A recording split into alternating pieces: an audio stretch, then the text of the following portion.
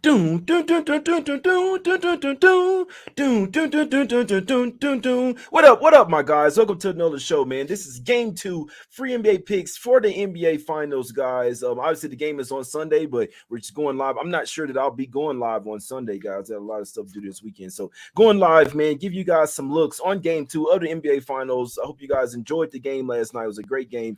I'm your host, Jay Money. We got our guy Rob Veno here with us. We got our guy Steve Merril as well from Wager Talk, man. Two great handicappers from Wager Talk. We're trying to get some cash. We're trying to talk out this game, man. Try to find some plays for you guys. Shout out to everybody in the chat as well, Rob.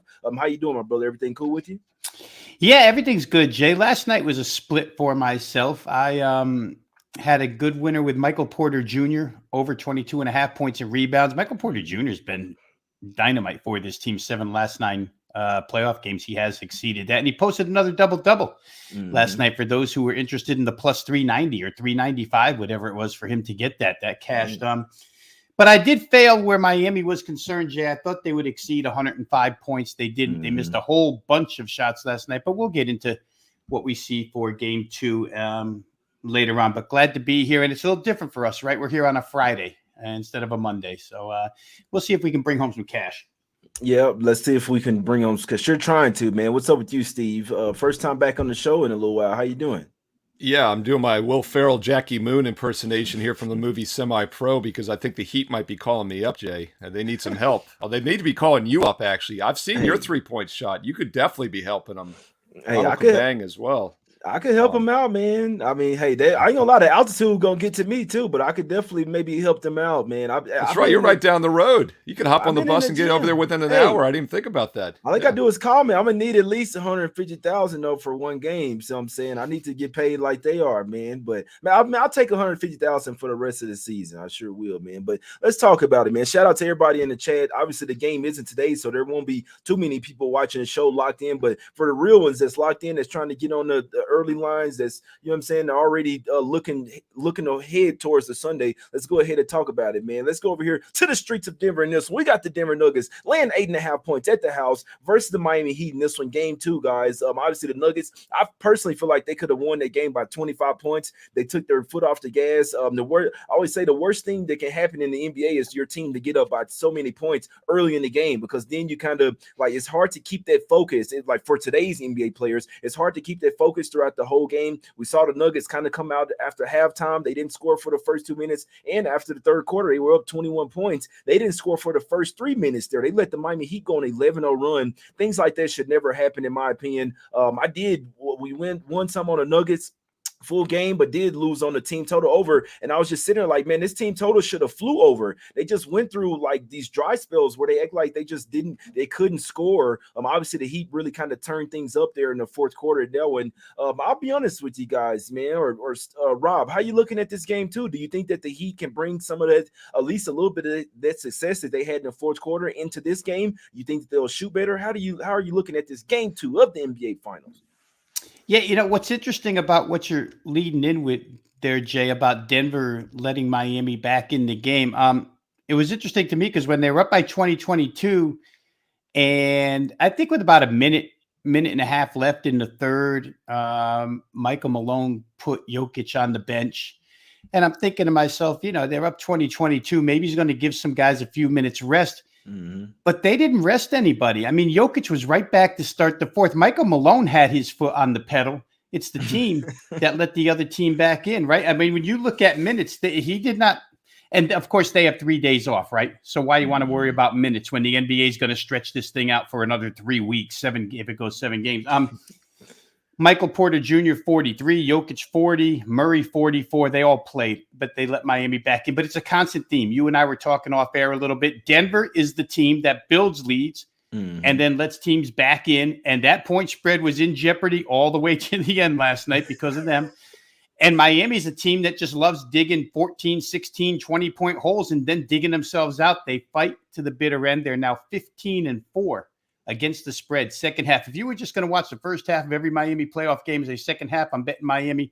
15-4 is a nice number. You're stacking some cash. So I think the shooting was horrendous, and the two teams are way better shooting than that.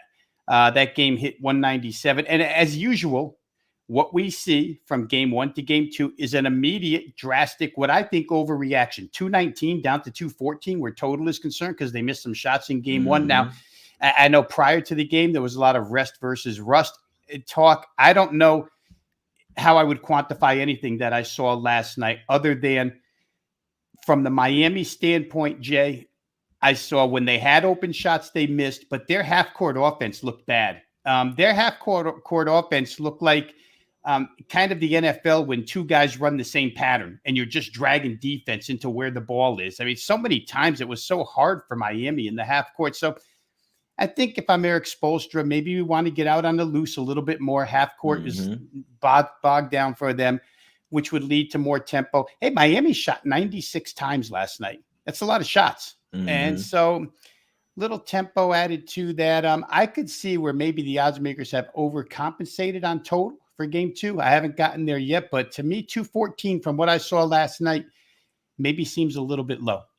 Yeah, I think it's very doable here, Steve. What do you think? I mean, like you said, we always see an overreaction from game 1 to game 2. I mean, there's people like, hey, okay, what's they're going to sweep them now, or every game's going to go under now, right, Steve? But I just feel like there was a real fill out game there, Steve. How you looking at this game 2, side or total?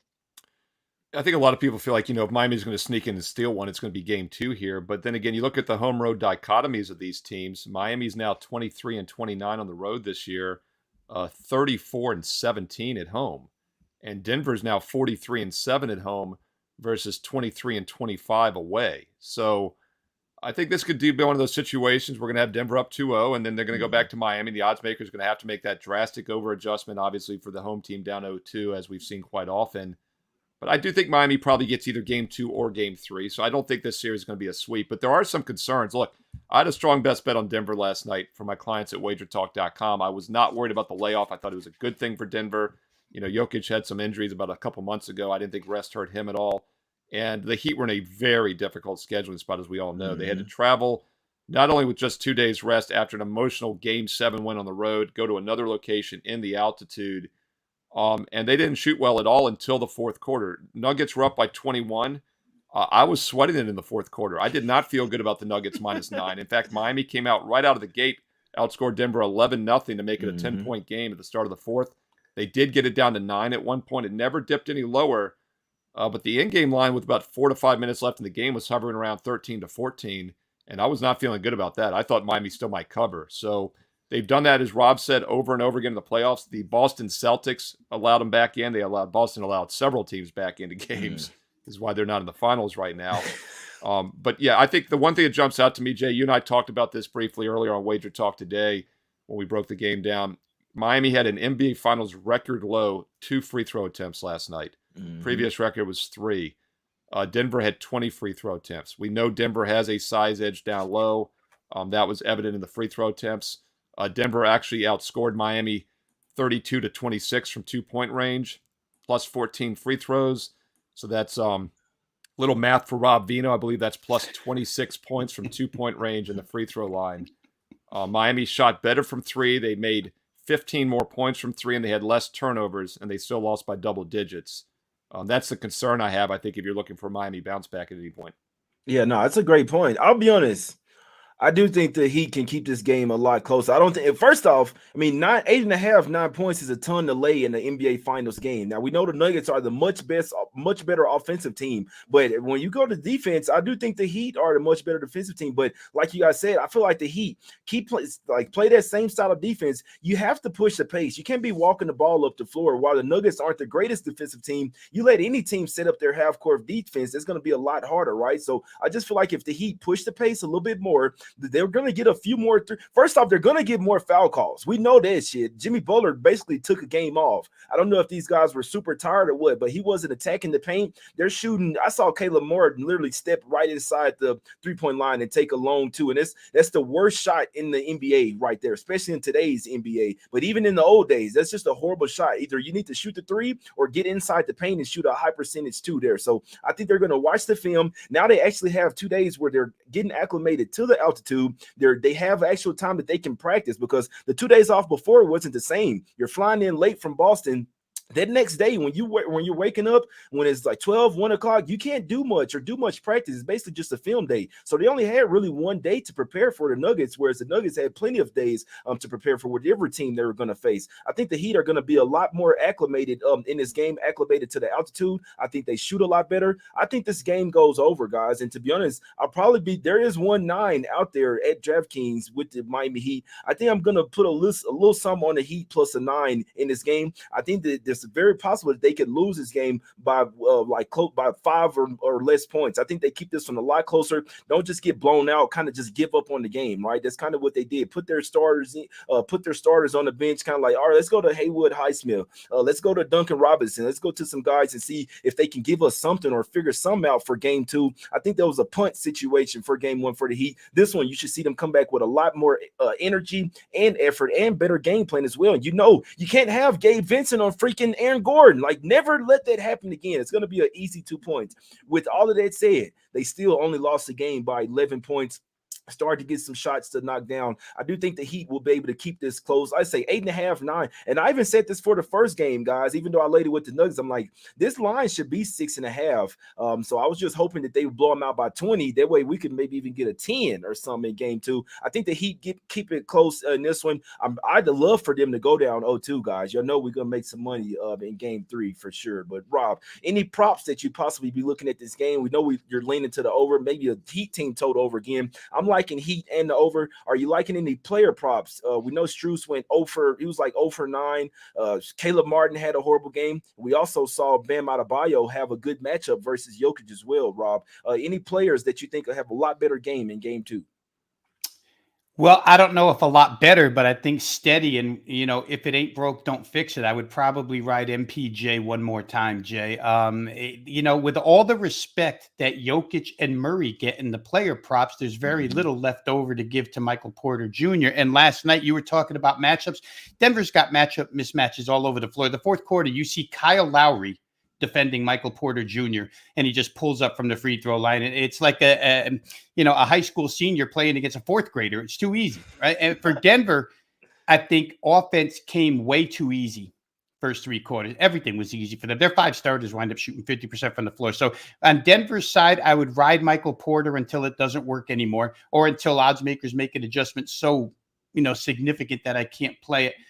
On the Miami side, it's funny. You combine Strus and Duncan Robinson last night. They're 1 for 16 from the floor. They're 1 for 14 from 3. That can't happen again. Thus, to your point, I probably like Miami team total over. It's lower than it was in game 1 because they pushed the game total down so much. So I probably will be on Miami team total. And where Max Strus is concerned, I want no part of this guy. I went back last 9 playoff game. Went back to game 3 of the Celtics series. This guy's now 8 for 37 from 3, which is barely over 20%. It's not good. The guy just doesn't have the rhythm right now. So I would look somewhere else where Miami's concerned. And it could be Bam again, Jay, because if Denver feels like we can win by 11, letting Bam Adebayo shoot 25 times and score 26 points, then why not do it again? The only thing to that is if other guys start making shots, that game plan's got to be altered. So I trust Eric Spoelstra to make adjustments. I've said this the last couple of days. I just don't know if he's got the personnel to execute the adjustments. I know he's smart enough to know what to do. I don't know if personnel-wise they have, they're at such a mismatch disadvantage. The only thing that continues to give me hope in Miami, A, they fight for all 48 minutes. You got to love that.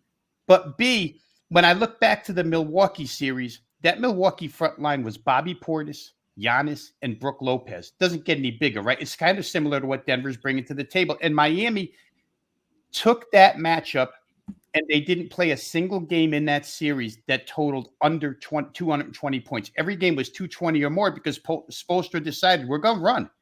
And I don't know if they were just, not willing to run last night or not, but I think that's going to happen here. So you may see some points. And last thing I'll say is what you said earlier just rang true with me. Jimmy Butler, where the hell were you last night? Like he was afraid, like he felt like he was the 10th best.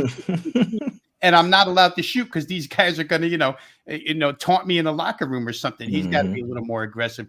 2 free throws, Steve, you brought it up. That's not the first time Miami's done this in the playoffs. There was another game where they only shot 6. Got to go to the rim against these Nuggets. What else are you going to do? Yeah, some tells me that they're going to be baiting a lot of fouls over there. Some tells me the Heat shoot at least 10 free throws here, Steve. Any other thoughts on this game? Any other props that you possibly looking at on either side, Denver Nuggets or Miami Heat? Yeah, getting back to the free throw discussion, you're thinking, well, obviously Miami has a size disadvantage. That's going to continue. But then you look at the 2 regular season meetings this year, and obviously not the exact same lineups in each game, but Miami had the free throw advantage in both games, home and away. They had 50 free throw attempts to just 37 for Denver in the 2 regular season meetings. So I do think the 20-2 disadvantage was a huge discrepancy we won't see again. And, we joke about the officials and whatnot, and I pretty much kid around about the script and all that. I've done that for 20 years now. I will say Scott Foster's the one exception. There is some shady stuff, and it's not shady. He just calls fouls. It's like he gets the memo. But with that said, one of the reasons that happens is because the league and the officials do review every game. And I'll be guaranteed that when you have a 20-2 disadvantage, the league is going to look at that and talk to the officials because Miami didn't play well. They were tired, whatever. It still should never be 20-2. And I do think there'll be some adjustments made. And I think the officials might make some of those adjustments, even if it's subconscious. And by the way, if it doesn't happen in game 2, it's a certainty it'll happen in game 3 and we're back on Miami's home court. The crowd maybe does get the home team a few more calls. That's human nature. That's why there's home court advantage. Getting back to that, though, if we see more free throw attempts, more fouls, more stoppage of the clock, that helps your over, Jake. So I wouldn't disagree there. Also, a guy like Aaron Gordon, I don't think they can stop Jokic. I'm not sure they can stop Aaron Gordon either. Right. He was 7 for 10 last night. But once again, if they have a size edge, don't just play the points prop at 13.5. You can get Gordon points, rebounds at 19.5, or you can get points, rebounds, assists at 21.5.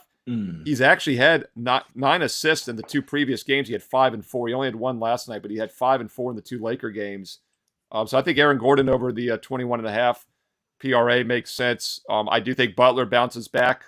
He only took 14 field goal attempts. He took 49 the 2 games before that, and the game before that he only took 10. So he has a history. When he had 12 attempts against the Knicks back on May 10th, he had 47 the next 2 games. So yeah, he's going to be shooting, which that probably helps his points prop get over. Any other props you want to play with Butler over as well. And don't forget about Caleb Martin, only 3 points after 47 points in the last 2 games against the Celtics. He's probably due to shoot more as well. Yeah, no, it's a great point. Yeah, if I'm looking towards the Nuggets side, obviously Jokic, Jokic assists. Fuck, he had 10 of them in the first half. You see what I'm saying? And if they're going to run more zone, you put Jokic in the middle, and he's just literally just picking them apart. You can't double team him. He's the best passing big man. It's so unfair because you send a double team or doing like the help side, then he finds the weak side. He finds the weak side 3-point wide open. You see what I'm saying? So it's tough. But yeah, Jokic assists. Can't talk y'all PRA. Obviously, the PRA is going to be high, but I feel like his assists might literally cash every single game, man, in all honesty.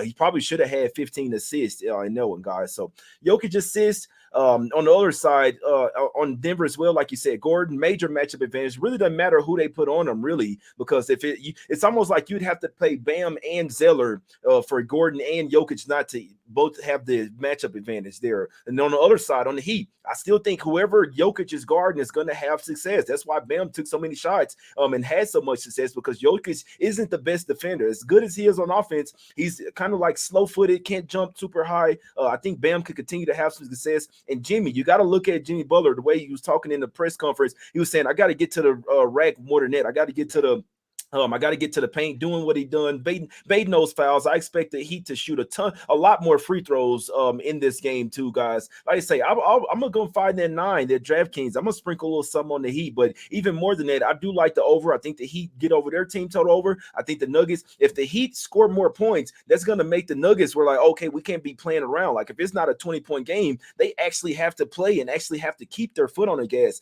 I think both teams go over their team totals. I think the over is a good look as well. You see the overreaction, drop 5 points from game 1. That game should have went over. Nuggets were kind of just BSing around.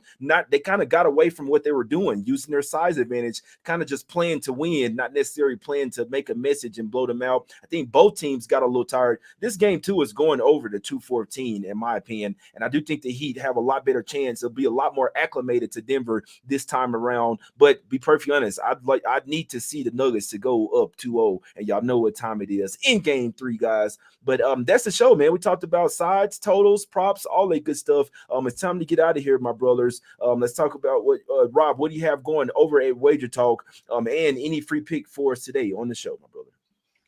Yeah, real quick here. I'll let Steve discuss the mathematical pricing of plays over at Wager Talk for me, since he's so helpful with mathematics to me. WagerTalk.com, guys. For those of you who watch the show, whenever I'm on with Jay, we tell you WagerTalk.com. If you're not currently a member, just go over there to the website and drop your email address. Email address gets you instant free access to all the video and written content that we provide over there as a team of now, I don't know, between 30 and 35 handicappers. So whatever sport you're interested in, doesn't matter. It doesn't have to be NBA, could be WNBA, could be MLB, could be whatever's going on now, golf, tennis, doesn't matter. There's something for everybody over there at wagertalk.com. If you're interested in selection packages tonight, got a couple of MLB plays up and available right now on a 11-0 Major League Baseball run. So it's been good to me, baseball as of late. They're on my homepage over at wagertalk.com. I like it. What you like for the show today, Rob? Yeah, let me get to that, Jay. I'm with you on a whole bunch of what you said, but I'll isolate it to the Miami Heat team total over. I just feel like what they did in game one is not indicative of what they are capable of doing. Maybe it was a fatigue game for them, but I think you see better shooting, especially out of Duncan Robinson, more aggressiveness out of Jimmy Butler. You guys have all said this already, but and the team total has dropped. I mean, we're looking at 105 in game one. We're not looking there anymore because they dropped the game total. So to me, Miami, a team that's underrated offensively by odds makers, by the public, going to play their team total up and over. Jay, the last I saw was 103. If I'm wrong on that, correct it. But I'm going to go with over Miami's team. In fact, I'll look it up here real quick. I'm 103. Showing, yeah, 103. Yes, sir. Over 103 for the Miami Heat team total game two. I like it. Steve, what do you have going over at Wage Talk? We know you're doing all sports over there. What do you have going over at Wage Talk, and any free pick for us today on the show, my guy? Yeah, Rob and Jay, great to be with you today, Jay. And this is actually one of 8 shows I'm doing. I was trying to get a personal best, and I think by you squeezing me on, I got to that 8th show today. I'm even doing a financial show with John Ryan, Rob. You'll be proud. Our buddy John Ryan contacted me. I'm doing MLB first pitch at 2 Eastern, NBA tip-off at 4 o'clock. I'm doing Sports Grid tonight, Sirius XM, channel 159, and also my Fade the Public NBA video I'll be recording tonight for this weekend. So there will be some Game 2 content at wagertalk.com this weekend. Check out Wager Talk TV on YouTube. And my personal page, I've got daily MLB best bets. The NBA has been just fantastic this year. We cashed with the Nuggets in Game 1. We're going to have a strong best bet for Game 2. NBA now 74-47 this year in 2023 at wagertalk.com. And Rob wanted some math. You can get the rest of the month, in fact, the next 30 days into July for just $6.50 a day with the summer special. It's a full 30-day all-sports package. No promo code needed for just $198 from Rob Veno, Steve Merril, and all the other cappers at wagertalk.com. On the way out, Jay, I'm going to look at Aaron Gordon again on the triple over 21.5 points, rebounds, assists. As you mentioned, they don't have an answer for him. They don't have an answer for Jokic. His props are a little more pricey, though. So we'll sneak in and take that second guy, Aaron Gordon, to have another big game.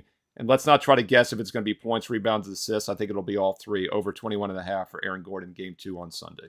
I like it, guys. My favorite one for game 2 is the over 214. I think both teams score a lot more points. Obviously, this game 2, the filling out process is done now. I think the Nuggets, I think the Heat will play a lot better in this one. I want to sprinkle on Heat plus the 9, to be honest with you. I know it's 8.5s out there. There is 1-9 out there. It's gone now, man. But even 8.5, I think the Heat keep this game a little bit closer, but still probably lose it. But like I say, if they could keep it within 11 yesterday in that horrible spot, I think this one they shoot a lot better, and that's going to propel the Nuggets to keep their foot on the gas as well and keep their offense rolling all game. I think the Heat know what they have to do. You're going to have to try to push the pace, at least off some misses. Try to get some pace going in this one. You don't want to slow down and play a methodical game with a much better offensive team in the Denver Nuggets. I think you want to try to at least try to run and gun at least a little bit and try to get some easy buckets before they can really set up their defense over there. So I do think that Heat team total covered cashes as well, but I do like the full game over 214 when it's all said and done. I also think the Heat plus the 8.5 will keep this game a lot closer, hoping they can lose by around 5 or 6 points. That way we can get that game 3 Heat spot down in Miami. That's probably when you're going to see Scott Foster, guys. I'll be looking at Jimmy Butler points. I'll be looking at Jokic assists and that one again. And one WNBA pick for you guys. I do want to say, if you guys want to join the YouTube channel as a member, I'm posting the WNBA picks in there. We have 3 plays today, but one today for the show. I like the Sparks today, plus the 3.5, guys. It's not a heavy bet. I know that they're not in the best situation. They are on the front end of a back-to-back tomorrow, but I just think they're on a different tier than the Mercury. I know the Mercury at the house, all the good stuff, but I do like the Sparks today, plus the 3.5, guys. For the other 2 picks, all the leans on every game. Join the channel as a member, guys. Even the lowest tier is like $4 a month. If you want the WNBA picks, they'll be there today, tomorrow, Sunday, all that good stuff. We appreciate you guys for tuning in. I'm your host, Jay Money. That's our guy, Rob Veno. That's our guy, Steve Merril, as well. Make sure you guys are following us on Twitter. Hit the like button, subscribe, join the channel as a member, man. Support the channel. We're here Monday through Saturday. See what I'm saying? Giving out free picks. We appreciate you guys for tuning in. Have a great day, great weekend. We will win. Let's get some cash, guys. We're out.